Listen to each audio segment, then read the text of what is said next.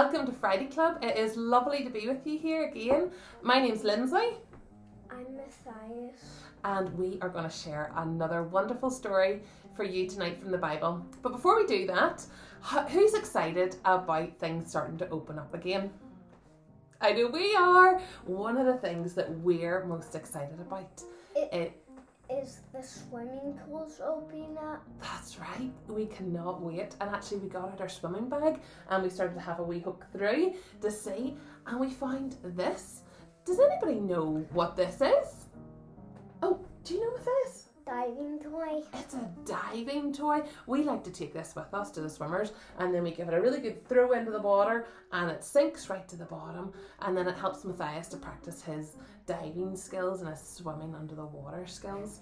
So that made us think, you know what, why don't we do a floating and sinking experiment today? So Matthias has gone around the house and has chosen some different objects, and we're going to see whether or not they float or sink. But we're going to be proper scientists, aren't we? We're going to do a prediction before to see whether we think, and then we'll see whether or not our predictions came true. So first of all, this one's easy enough because we know that this actually is one of those diving toys, so we're pretty sure it's going to sink. So let's start with some of the things you chose, Matthias. What's the first thing you chose? I chose an apple. Now, let's make our prediction. Do you think the apple is going to float or sink? Float. What do you think, boys and girls? Do you think the apple is going to float or sink? Let's find out.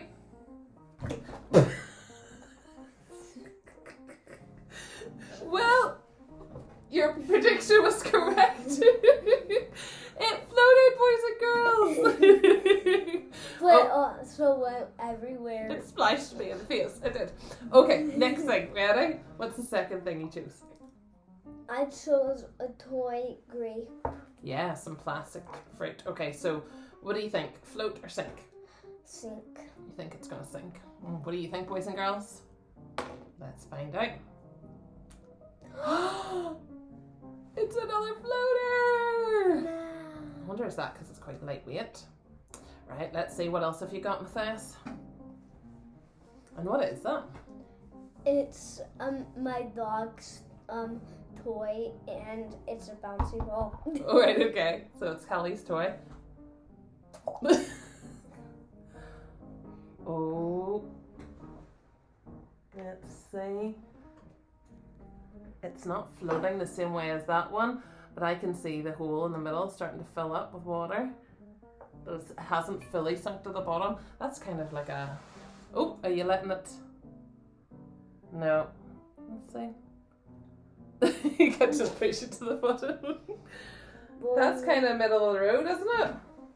You see that, boys and girls? And Wait, we didn't do our prediction. I think you did beforehand. Right, what's next? I've got a Build-O brick block. Okay, now, before you drop it in, what's your prediction? Float. Correct. We have another floater. It's just filled with a little bit of water, but even when it's all full, it's still floating. So we're still in the floating category. Now, what's this? It's a train block from our train blocks back there. Yeah, so, and what material is it? Plastic. Oh, no, try again. Not plastic, like our table. It's Wood. Yeah, it's wooden. So do you think the wooden tree is going to float or sink? Float. Let's find out. You're right! I thought that was going to sink. Well done. Good boy. I thought that would have been heavy enough to sink to the bottom. You're a clever clogs. And the last one. What is it? Hang on. Sorry. Right, Ellie. I think it's going to float again. The metal spoon. Okay, let's see. We have a sinker. Very good science experiment, Matthias. Well done. And I hope you had fun at home. Now here's the question to you, boys and girls. Are you a floater or a sinker? I'm a sinker. Don't worry, I'm not going to throw you in the swimming pool to find out, but I think we'll be able to find out the answer in the Bible. Boys and girls, have you ever heard of the story of Jesus feeding the 5,000? Well, what was really amazing about that story, he didn't have lots and lots of food with him. Actually, all they could find were 5 little loaves of bread and 2 little fish that a wee boy had given to share around. And yet the miracle was that Jesus was able to use that food to make enough for everyone else. And boys and girls, our story picks up after that amazing miracle, because they had been out all day taking care of the people. Jesus had been teaching and preaching to them, and also taking care of their needs by giving them food. And at the end of that day, Jesus had sent his disciples on and told them, go on ahead, get in the boat, cross the lake, go to the next town. I need a bit of time myself with my Father in heaven.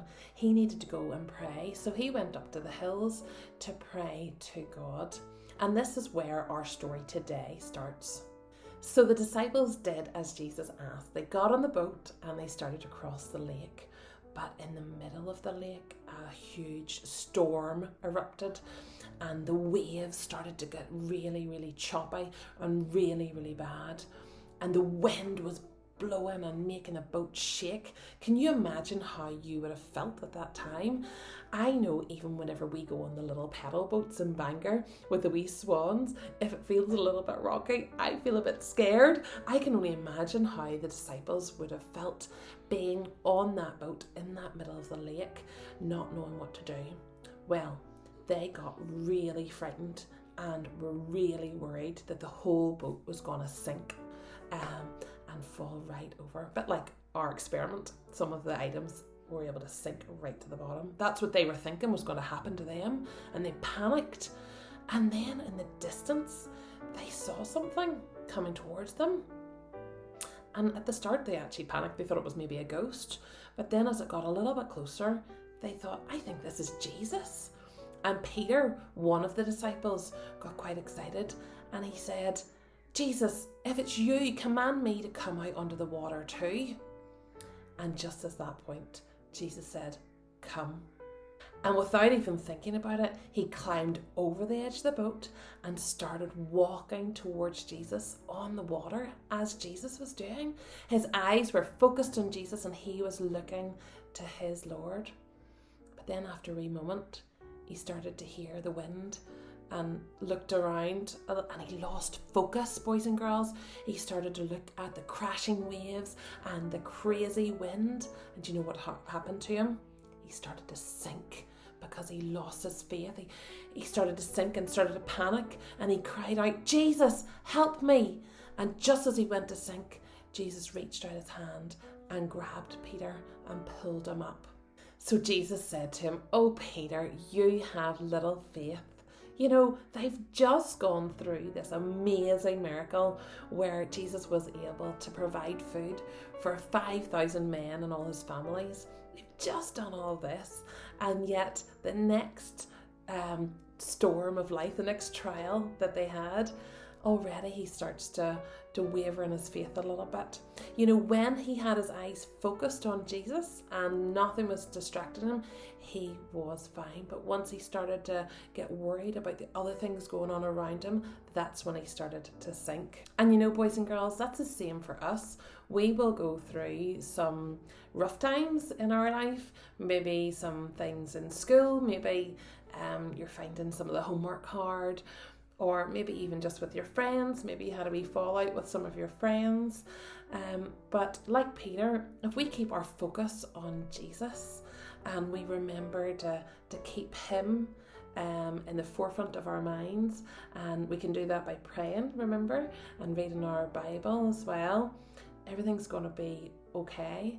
But when we forget about Jesus and we let other things get in our mind's eye, that's when things can go a bit wrong for us. So remember, boys and girls, keep your eyes on Jesus. Let's take a wee moment to pray. Dear Jesus, when the storms of life come against us, please help us to keep our eyes on you so that we can float and not sink. Amen. Boys and girls, it has been lovely to be with you again this Friday night. I hope you have a lovely weekend and a great week next week. Bye.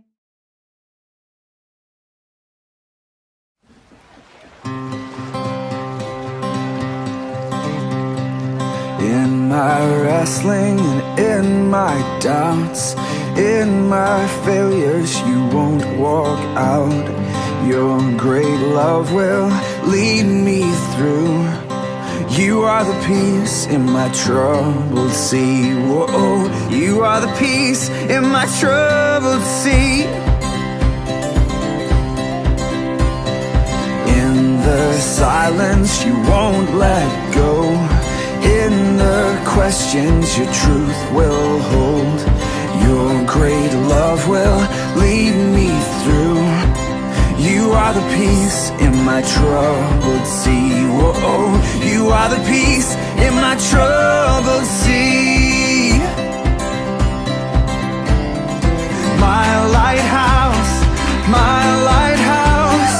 shining in the darkness, I will follow you. Oh, my lighthouse, I will trust the promise. You will carry me safe to shore. Safe to shore. Safe to shore. Safe to shore. I won't fear what tomorrow brings. With each morning I'll rise and sing. My God's love will lead me through. You are the peace in my troubled sea. Whoa, you are the peace in my troubled sea. Oh, you are my light, my lighthouse, shining in the darkness. I will follow you. Oh, my lighthouse, I will trust the promise. You will carry me safe to shore. Safe to shore. Safe to shore. Safe to shore. Fire before us, you're the brightest. You will lead us through the storms. Fire before us, you're the brightest. You will lead us through the storms. Fire before us, you're the brightest. You will lead us through the storms. Fire before us, you're the brightest. You will lead us through the storms. My lighthouse, shining in the darkness, I will follow you. Oh, my lighthouse, I will trust the promise. You will carry me safe to shore. Safe to shore. Safe to shore. Safe to shore.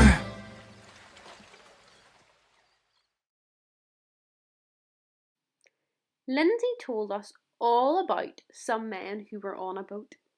Well, today we're going to have a go at playing a game on our very own boat, although our boat's imaginary. You're going to get an instruction and it's going to pop up in that little speech bubble, and it's a command coming from someone on the ship. They're going to say something like, scrub the decks. And when they say that, you've got to crouch down and pretend to clean the floor. Perhaps it will say, climb the rigging. So you get your knees up and you pretend to climb a rope ladder.